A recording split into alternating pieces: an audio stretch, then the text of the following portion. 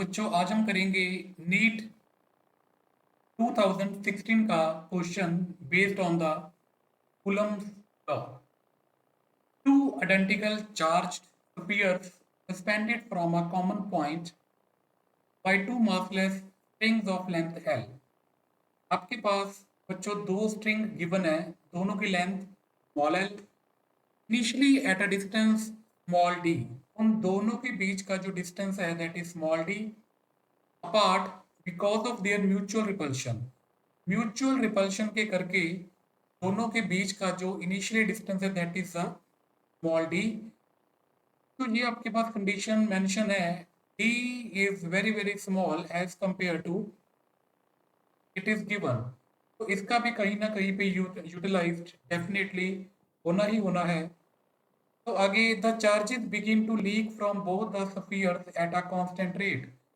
दोनों स्फीयर्स में से चार्ज आपका क्या कर रहा है, लीक। इट मींस चार्ज की value with respect to time decrease कर रही है the constant rate.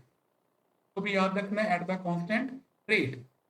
As a result, the spheres approach each other with velocity v।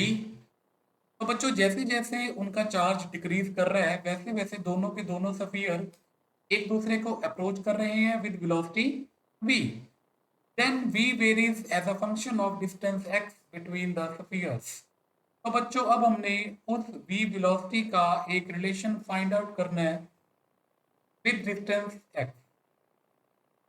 तो बच्चों सबसे पहले जो दोनों स्फीयर का जो डिस्टेंस गिवन है दैट इज स्मॉल डी।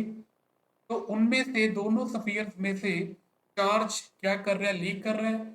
तो अब हम उस डायग्राम को क्रिएट करेंगे जिस टाइम पे उसका चार्ज लीक होना स्टार्ट हो गया। तो जब उसका चार्ज लीक होना स्टार्ट हो गया एट दिस पर्टिकुलर सिचुएशन, वो दोनों एक दूसरे को क्या करेंगे, अप्रोच।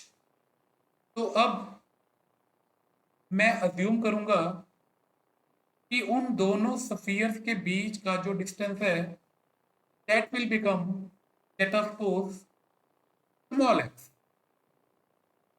जब उनमें से चार्ज क्या कर रहा है, पीक कर रहा है।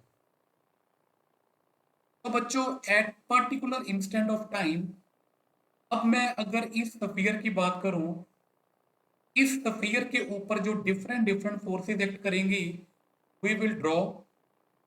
तो सबसे पहले मैंने ड्रॉ किया उस स्फीयर का weight that will be equal to g. Towards this direction क्या एक्ट करेगी, टेंशन। एंड ये जो आपके पास दोनों के दोनों स्ट्रिंग गिवन है, इन स्ट्रिंग का जो लेंथ गिवन है आपके पास इन दोनों की दैट इज स्मॉल एल।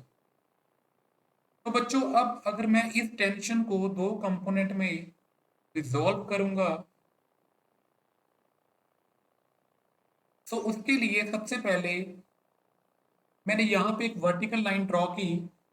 मैंने अज्यूम कर लिया this angle and this angle to be theta. दोनों एंगल क्या बनेंगे, theta and theta, due to symmetry. So if this angle is theta, this angle will also be theta. Alternate interior angles. तो बच्चों जिस side पे theta angle बनेगा हमें पता है already, that will B T cos theta. दूसरा component आपके पास क्या बनेगा, टी साइन थीटा। इस स्फीयर के ऊपर दूसरे स्फीयर के करके एक रिपल्सिव फोर्स एक्ट करेगी that is the coulomb force, that is capital. तो बच्चों इस स्फीयर के ऊपर जो भी different types of forces act कर रही थी वो हमने ऑलरेडी यहाँ पे ड्रॉ कर दी। Now we will proceed. तो फर्स्टली अगर मैं हॉरिजॉन्टल कंपोनेंट की बात करूं, इस स्फीयर के ऊपर टी साइन थीटा का कंपोनेंट है जो वो किसके इक्वल आएगा, कैपिटल एफ के। एंड टी कॉस थीटा का जो कंपोनेंट आएगा that will be equal to mg। अब अगर मैं इन दोनों इक्वेशंस को करूंगा डिवाइड बोथ इक्वेशंस, t से t will be cancel out, sine upon cos that will be, हमें पता है ऑलरेडी, tan थीटा। तो tan theta is equal to f upon mg। तो f is the coulomb force. तो अगर मैं इन दोनों स्फीयर्स के बीच में कूलम फोर्स कैलकुलेट करूंगा according to Coulomb's law, is equal to k Q1 Q2, दोनों का charge same are Q square. इन दोनों के बीच का जो डिस्टेंस है at particular instant of time that is x, तो देयरफॉर x स्क्वायर नीचे आएगा mg। So this is the equation tan theta is equal to this much. तो बच्चों अकॉर्डिंग टू गिवन फिगर, अगर मैं यहाँ पे tan थीटा की वैल्यू को सब्स्टिट्यूट करूंगा तो we know that theta is equal to perpendicular, this is the perpendicular and this is the base, this is the perpendicular and this is the base। अब according to given condition आपके पास यहाँ पे कुछ mention था ना question में, d is very very small as compare to l। तो बच्चों इस पार्ट का मीनिंग ये हुआ कि इन दोनों के बीच का जो डिस्टेंस है उनकी लेंथ के कंपैरेटिवली काफी क्या है, very very small. It means according to this situation we are assuming that theta to B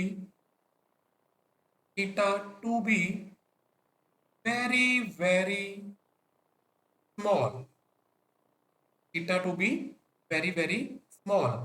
so if theta is very very small we can say tan theta is equal to sin theta, tan theta is equal to sin theta। तो अब इस tan theta को आप replace करोगे with sin theta, that will be equal to a q square upon square mg। तो from this triangle, इस triangle में से अगर मैं साइन थीटा की वैल्यू कैलकुलेट करूं that will be perpendicular upon hypotenuse. तो perpendicular will be upon 2, hypotenuse will be small l, so that will be equal to a q square upon square mg। so by cross multiply we will get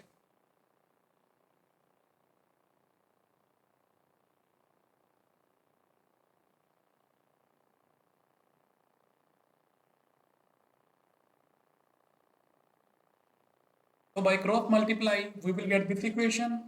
अब इसको मैं थोड़ा सा करूंगा rearrange, तो we will get Q square is equal to cube mg upon a into 2l, a into 2l। तो बच्चों from this equation can we say Q square is proportional to x cube, q square is proportional to cube, therefore q is proportional to x की power 3/2, की power 3/2। बच्चों थोड़ा सा question में focus करो, हमारी जो रिक्वायरमेंट है हमें वेलोसिटी का एक्सप्रेशन चाहिए विद डिस्टेंस। तो इस इक्वेशन से हमें चाहिए वेलोसिटी की वैल्यू। तो यहाँ पे जो आपको x नजर आएगा दैट इज द डिस्टेंस। तो अगर मैं इस इक्वेशन का दोनों तरफ पे डेरिवेटिव करूंगा तो लेट्स सी, देखते हैं आगे क्या बनेगा। विथ रिस्पेक्ट टू टाइम अगर मैं डेरिवेटिव करूंगा क्यू का that will B D Q by D T. Right side पे जब x की पावर 3/2 का डेरिवेटिव करोगे दैट विल बिकम 3/2 की power 1/2 into dx by dt। x की पावर 3/2 का मैंने डेरिवेटिव किया विद रिस्पेक्ट टू, तो 3/2 को लिख लो अंडर रूट के अंदर। What is dx by dt?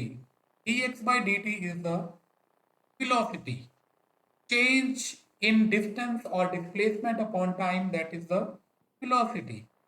तो बच्चों यहाँ पे आपको चेक करो क्वेश्चन में चार्जेस में से जो चार्ज लीक हो रहा था द कांस्टेंट रेट, तो we can say dq by dt its value will be constant।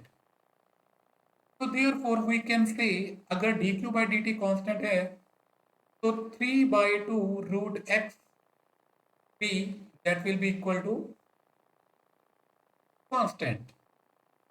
तो therefore यहाँ से अगर मैं वेलोसिटी की वैल्यू कैलकुलेट करूंगा can we say like this, और we can say that v is proportional to raised to power 1/2। तो बच्चों this is the final result. Please check in the options. Option A b is proportional to x raised to power -1/2, इसके साथ आपका क्या कर रहा है, match कर रहा है। तो a will be the final answer। Thank you very much।